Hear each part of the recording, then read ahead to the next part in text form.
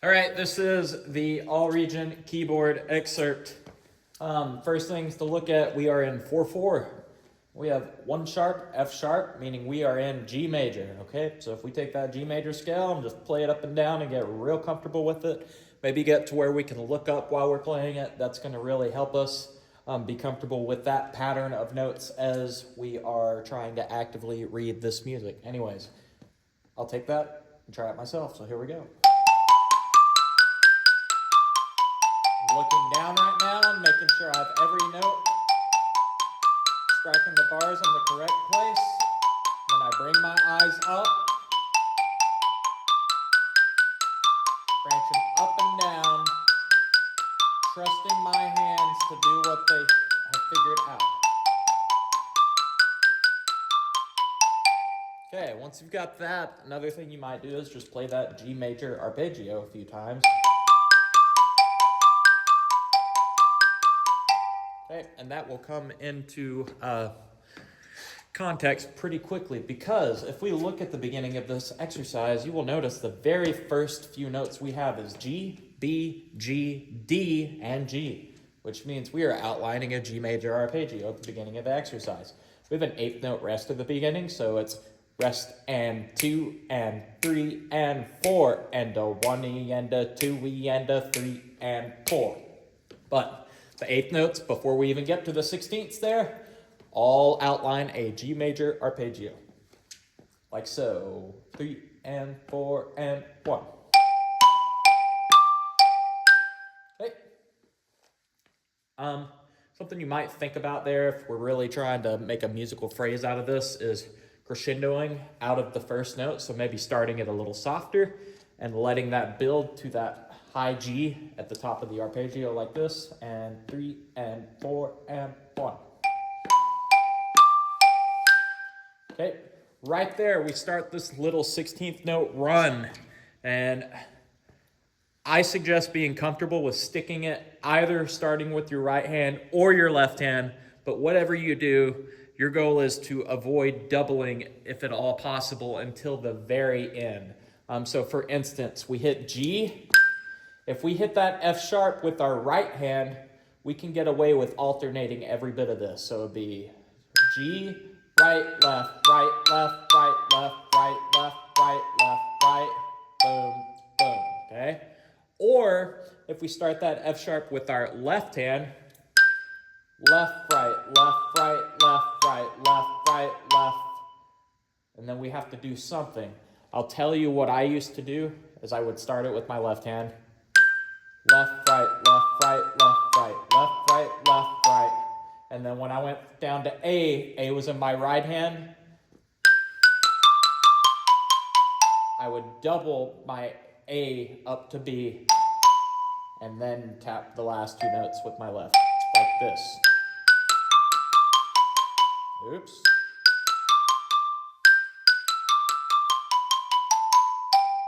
Like that. Since then, I've just become more comfortable with starting that run with my right hand. Okay, and then we just have kind of a continuation of that idea in the next measure. So you'll notice we're leading down to low D there. And then in the next line, we take that exact same idea. So we have this one.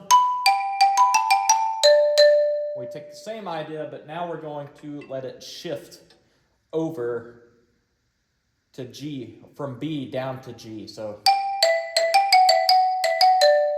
with these little things, within those 16th notes, I play it left, right, right, left, right. So G, B with my right hand, A with my right hand, and then G. Like that.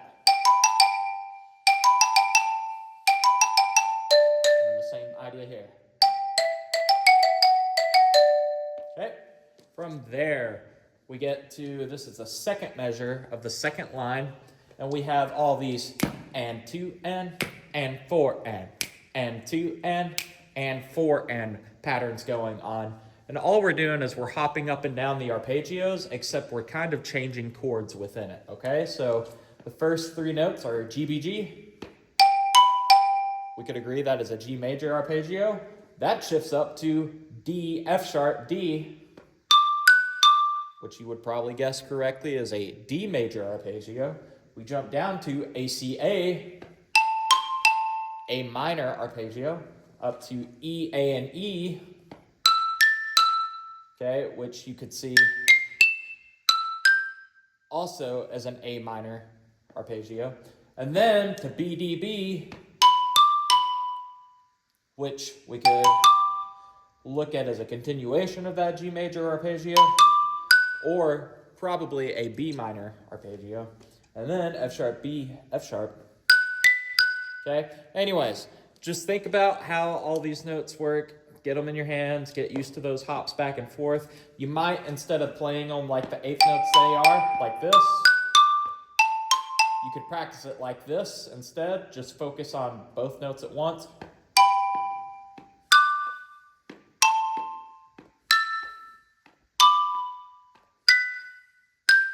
And then, once you have that, putting it all and offsetting those hands to play the rhythm ought to be pretty simple. Sounding like this.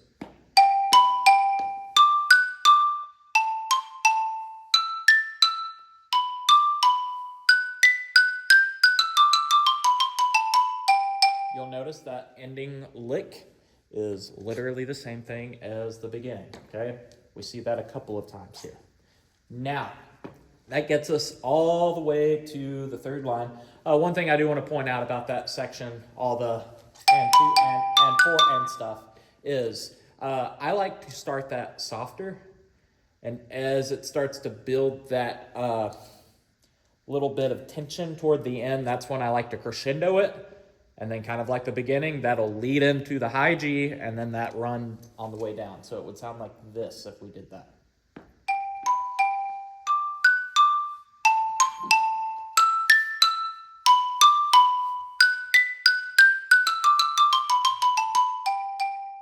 And sometimes even as I go down that line, I like to kind of let that come down. Now we have more arpeggios, except this time they're not broken. So those first little things we have, sounds like a G major arpeggio to me. And then down here, looks like a D major arpeggio. Okay, getting into the fourth line, we have this. Sounds like an A minor arpeggio. And then this one, B minor. And then finally, another G major arpeggio. So again, that's G major to D major to A minor to B minor to back to G, okay? There's more theory to this, but we're in junior high. I'm not really trying to throw all of that in your face. Sometimes just recognizing the note name of the chords will kind of help us outline that stuff if we're comfortable with what those arpeggios are. Anyways, we do that, and then at the very end of that whole lick, we have a little roll. Relax on the roll. Reminder, rolls are single-stroked on keyboard. They do not have to be that loud because your mallet's already moving fast. The velocity is going to create the volume. So really keep it low, fast roll, especially if you're playing on xylo, and then make sure the hands are blending both in height and in rhythm, right? If we've got one hand that's too high, you can hear that right hand heaviness, or if we've got a little bit of the herky-jerky rhythm, that's obviously gonna stick out. So try to keep those two things in check. Sometimes I like to put a little bit of an accent on the front of my rolls. Okay, also just double checking the playing zone. We want to be as close to the center of these bars as we can with both mallets, even if we're stacking like this. Okay, so jumping back to that arpeggio section and going all the way to the rolls, roll, I personally like to kind of swell every one of these just to give a little more micro phrasing going on here, since we've been thinking more slow crescendo stuff prior to this. This gives us a time to really just do everything right there in your face. So it would sound like this.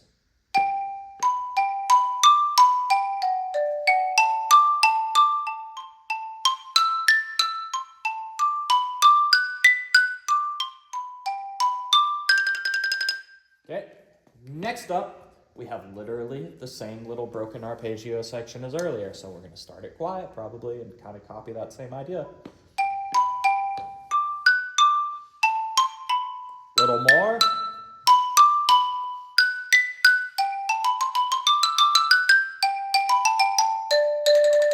Okay, here we actually take that downward run, except we flip it. We start on the low G, and then they have their sort of little pattern.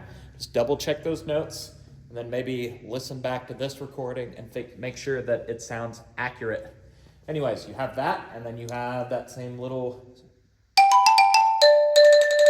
idea that happened. This is technically at measure 3 that it's happened earlier, except we end on a roll with D, okay?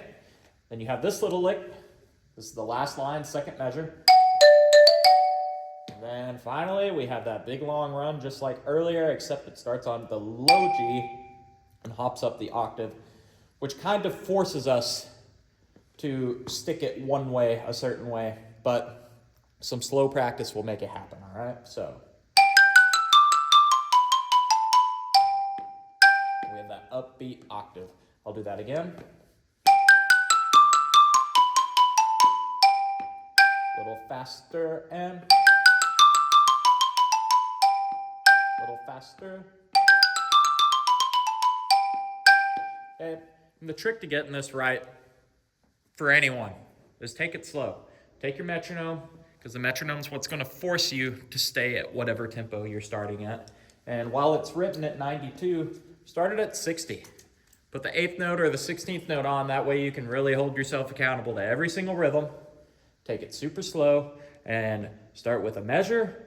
Get those notes down, get another measure, chunk them together, add another measure until you have what might be seen as a full phrase.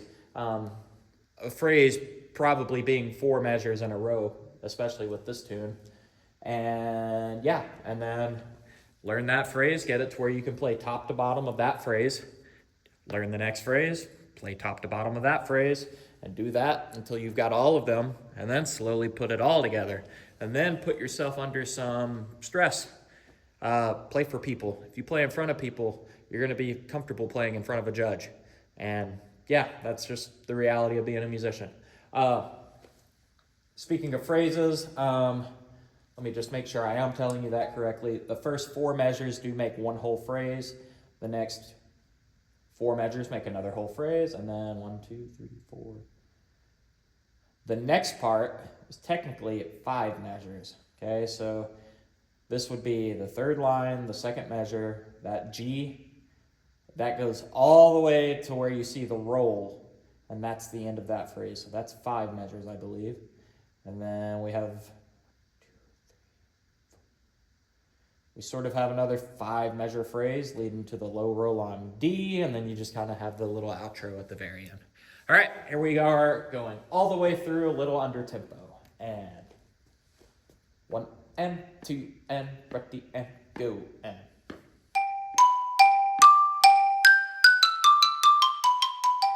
I'm gonna do that again. And ready, go and.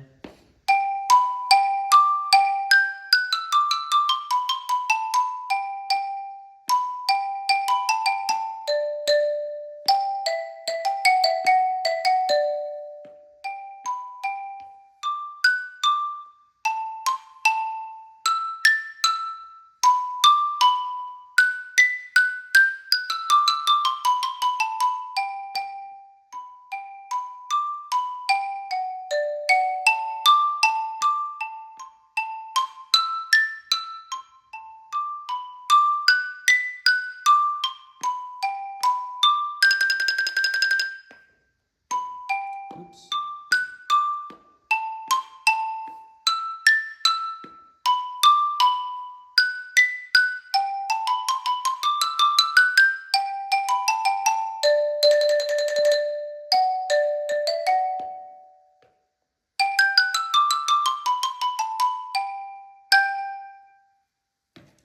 Even I, the great and powerful Mr. Hufford, make mistakes quite often. Let's try that a little up-tempo now. Boom, boom, boom, boom, boom. This is probably actually a lot faster than we need to, but oh well, it's fun. Ooh, 1 and 2 and ready, go.